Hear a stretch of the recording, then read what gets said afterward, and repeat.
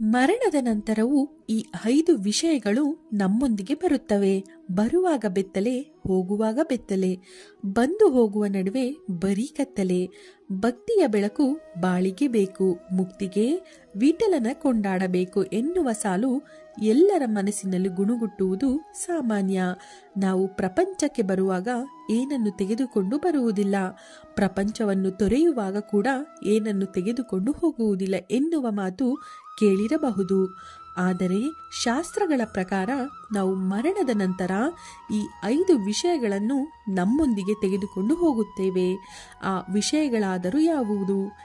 ಈ 5 ವಿಷಯಗಳನ್ನು ಮಾತ್ರ ನಾವೇಕೆ ತೆಗೆದುಕೊಂಡು ಹೋಗುತ್ತೇವೆ ಎಂಬುದರ ಬಗ್ಗೆ ಈ ವಿಡಿಯೋದಲ್ಲಿ ತಿಳಿಯೋಣ ಬನ್ನಿ. ಮೊದಲನೆಯದು ಋಣ. ಋಣವು ವ್ಯಕ್ತಿಯನ್ನು ಎಂದಿಗೂ ಬಿಡುವುದಿಲ್ಲ ಎಂದು ಧಾರ್ಮಿಕ ಗ್ರಂಥಗಳಲ್ಲಿ ಹೇಳಲಾಗಿದೆ. ಒಬ್ಬ ವ್ಯಕ್ತಿಯು ನಿಮಗೆ ಒಳ್ಳೆಯದನ್ನು ಮಾಡಿದರೆ ಅವನು ಅವಕಾಶವನ್ನು ಪಡೆದ ತಕ್ಷಣ ಆತನ ಋಣವನ್ನು ತೀರಿಸಬೇಕು. ನೀವು ತೆಗೆದುಕೊಂಡ ಸಾಲವನ್ನು ಕೊಡದಿದ್ದರೆ ನೀವು ಮುಂದಿನ ಜನ್ಮದಲ್ಲೂ ಅದೇ ಋಣದಲ್ಲಿ ಇರಬೇಕಾಗುತ್ತದೆ. ಮುಂದಿನ ಜನ್ಮದಲ್ಲಿ ನೀವು ಯಾವುದೇ ರೂಪದಲ್ಲಿ ಆದರೂ ಆ ಋಣವನ್ನು ತೀರಿಸಲೇಬೇಕು. ಅಲ್ಲದೆ ನೀವು ಯಾರಿಗಾದರೂ ಸಾಲವನ್ನು ನೀಡಿದ್ದರೆ ಮತ್ತು ಸಾಲವನ್ನು ಮರುಪಾವತಿ ಮಾಡುವ ಮೊದಲು ಆ ವ್ಯಕ್ತಿಯು ಸತ್ತರೆ ನೀವು ಮತ್ತೆ ಮತ್ತೆ ಜನ್ಮ ತೆಗೆದುಕೊಳ್ಳಬೇಕಾಗಬಹುದು. ಆದ್ದರಿಂದ ಸಾಯುವ ಮುನ್ನ ಋಣಮುಕ್ತರಾಗಿ ಸಾಯುವುದು ಬಹಳ ಮುಖ್ಯ. ಆ ವ್ಯಕ್ತಿಯ ಜ್ಞಾನವು ವ್ಯಕ್ತಿಯನ್ನು ನಕಾರಾತ್ಮಕತೆಯಿಂದ ಪ್ರತ್ಯೇಕಿಸುತ್ತದೆ. ಬಲವಾದ ಜ್ಞಾನವನ್ನು ಹೊಂದಿರುವುದರಿಂದ ನೀವು ನಿಮ್ಮದೇ ಆದ ವಿಶಿಷ್ಟ ಗುರುತನ್ನು ಸಾಧಿಸಲು ಮತ್ತು ಇತರೆ ಜನರ ಮೇಲೆ ಪ್ರಭಾವವನ್ನು ಬೀರಲು ಸಾಧ್ಯವಾಗುತ್ತದೆ.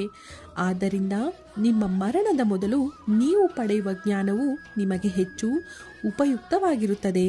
ವಾಸ್ತವವಾಗಿ ಒಬ್ಬ ವ್ಯಕ್ತಿಯು ಬದುಕಿರುವಾಗ ಕಲಿಯುವ ಗುಣಗಳು ಸಾವಿನ ನಂತರವೂ ಅವನೊಂದಿಗೆ ಹೋಗುತ್ತದೆ ಎಂದು ನಂಬಲಾಗಿದೆ. ಆದ್ದರಿಂದ ಉತ್ತಮ ಜ್ಞಾನ ಮತ್ತು ಸದ್ಗುಣಗಳನ್ನು ಕಲಿಯಲು ನಿಮ್ಮ ಸಮಯವನ್ನು ಮೀಸಲಿಡಿ. ಜ್ಞಾನ ಮತ್ತು ದಾನ ಎಂದಿಗೂ ನಾಶವಾಗುವುದಿಲ್ಲ ಎಂದು ಭಗವದ್ಗೀತೆಯಲ್ಲೂ ಉಲ್ಲೇಖಿಸಲಾಗಿದೆ. ಪುಣ್ಯ. ದಾನ ಮತ್ತು ಪುಣ್ಯವು ಎಂದಿಗೂ ಖಾಲಿಯಾಗುವುದಿಲ್ಲ ಎಂದು ನಿಮ್ಮ ಮನೆಯ ಹಿರಿಯರು ನೀವು ಆಗಾಗ್ಗೆ ಹೇಳುವುದನ್ನು ಕೇಳಿರಬಹುದು. ಶಾಸ್ತ್ರಗಳಲ್ಲಿಯೂ ಇದರ ಬಗ್ಗೆ ಉಲ್ಲೇಖವಿದೆ. ಜೀವನದಲ್ಲಿ ಅಪರಿಚಿತರು ನಿಮಗೆ ಸಹಾಯ ಮಾಡಿದರೆ ಅವರು ಇಂದಿನ ಜನ್ಮದಲ್ಲಿ ನೀವು ಮಾಡಿದ ದಾನ ಮತ್ತು ಧರ್ಮವನ್ನು ಮರುಪಾವತಿಸುತ್ತಿದ್ದಾರೆ ಎಂದರ್ಥ. ಆದ್ದರಿಂದ ಒಬ್ಬನು ದಾನ ಮಾಡುವುದನ್ನು ಮುಂದುವರಿಸಬೇಕು. ಆಗ ಆ ವ್ಯಕ್ತಿಯ ಮರಣದ ನಂತರವೂ ಅವರು ಅದರೊಂದಿಗೆ ಹೋಗುತ್ತಾರೆ. ಕಾಮ ಮತ್ತು ಬಾಂಧವ್ಯ. ಶಾಸ್ತ್ರಗಳ ಪ್ರಕಾರ ಒಬ್ಬನು ಏನನ್ನಾದರೂ ಪಡೆಯಲು ಬಯಸುತ್ತಾನೆ ಮತ್ತು ವ್ಯಕ್ತಿಯು ಅದನ್ನೇ ಪಡೆಯುವ ಮುನ್ನವೇ ಮರಣ ಹೊಂದಿದರೆ ಆ ವಸ್ತುವಿನ ಮೇಲಿನ ಆಸೆಯು ಆತನನ್ನು ಸಾವಿನ ನಂತರವೂ ಬಿಡುವುದಿಲ್ಲ. ಲೌಕಿಕ ಭೋಗಗಳ ಆಸೆಯೇ ಕಾಮ. ವಿಷ್ಣು ಪುರಾಣದಲ್ಲಿ ಕಾಮವನ್ನು ಕುರಿತು ಒಂದು ಕಥೆಯನ್ನು ಸಹ ಹೇಳಲಾಗಿದೆ. ರಾಜ ಭರತನು ತನ್ನ ಜಿಂಕೆ ಮರಿಯೊಂದಿಗೆ ತುಂಬಾ ಪ್ರೀತಿಯಿಂದ ಇದ್ದನು. ಅದರ ಬಗ್ಗೆಯೇ ಯೋಚಿಸುತ್ತಾ ಪ್ರಾಣವನ್ನು ತ್ಯಜಿಸುತ್ತಾನೆ. ಮುಂದಿನ ಜನ್ಮದಲ್ಲಿ ರಾಜನೇ ಜಿಂಕೆಯಾಗಿ ಜನ್ಮ ಪಡೆಯಬೇಕಾಯಿತು. ಆದ್ದರಿಂದ ಆಸೆ ಮತ್ತು ಕಾಮವು ನಿಮ್ಮ ಮನಸ್ಸಿನಲ್ಲಿ ಪ್ರಾಬಲ್ಯ ಸಾಧಿಸಲು ಬಿಡಬಾರದು. ಹಾಗೆಯೇ ಯಾವುದರ ಬಗ್ಗೆಯೂ ಅತಿಯಾದ ಬಾಂಧವ್ಯ ಇರಬಾರದು. ಮಾಡಿದ ಕರ್ಮ. ಕ್ರಿಯೆ ಇಲ್ಲದೆ ಮಾನವನ ಜೀವನ ಸಾಧ್ಯವಿಲ್ಲ ಎಂದು ಗೀತೆಯಲ್ಲೂ ಹೇಳಲಾಗಿದೆ. ಪ್ರತಿ ಕ್ಷಣವೂ ಮನುಷ್ಯ ಒಳ್ಳೆಯ ಮತ್ತು ಕೆಟ್ಟ ಕೆಲಸಗಳನ್ನು ಮಾಡುತ್ತಾನೆ. ಮರಣವು ಹತ್ತಿರ ಬಂದಾಗ ಒಬ್ಬ ವ್ಯಕ್ತಿಯು ಪರಲೋಕದಲ್ಲಿ ಸುಖವನ್ನು ಪಡೆಯುತ್ತಾನೆಯೇ ಅಥವಾ ದುಃಖವನ್ನು ಪಡೆಯುತ್ತಾನೆಯೇ ಎಂಬುದನ್ನು ಅವನ ಕ್ರಿಯೆಗಳಿಂದ ನಿರ್ಧರಿಸಲಾಗುತ್ತದೆ. ಇವುಗಳ ಫಲಿತಾಂಶ ಮುಂದಿನ ಜನ್ಮದಲ್ಲಿ ಒಳ್ಳೆಯ ಮತ್ತು ಕೆಟ್ಟ ಫಲಿತಾಂಶಗಳನ್ನು ನೀಡುತ್ತದೆ. ಕರ್ಮವು ವ್ಯಕ್ತಿಯು 7 ಜನ್ಮಗಳವರೆಗೂ ಬಿಡುವುದಿಲ್ಲ ಎಂದು ಹೇಳಲಾಗುತ್ತದೆ. ಇದಕ್ಕೆ ಉದಾಹರಣೆಯನ್ನು ಮಹಾಭಾರತದಲ್ಲಿಯೂ ನೋಡಬಹುದು.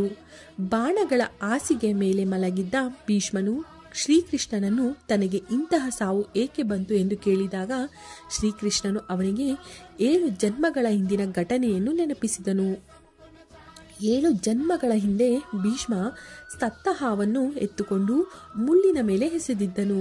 ಈ ಕಾರಣದಿಂದ ಅವನ ಅಂತಿಮ ಕ್ಷಣದಲ್ಲಿ ಬಾಣಗಳ ಮೇಲೆ ಮಲಗಬೇಕಾಯಿತು. ಸ್ನೇಹಿತರೆ, ಈ ಮಾಹಿತಿ ನಿಮಗೆ ಇಷ್ಟವಾಗಿದ್ದಲ್ಲಿ ದಯವಿಟ್ಟು ಲೈಕ್ ಮಾಡೋದನ್ನು ಮರಿಬೇಡಿ ಹಾಗೂ ಮತ್ತಷ್ಟು ಕಥೆಗಳಿಗಾಗಿ ನಮ್ಮ ಚಾನಲನ್ನು ಸಬ್ಸ್ಕ್ರೈಬ್ ಮಾಡಿ. Thank you so much.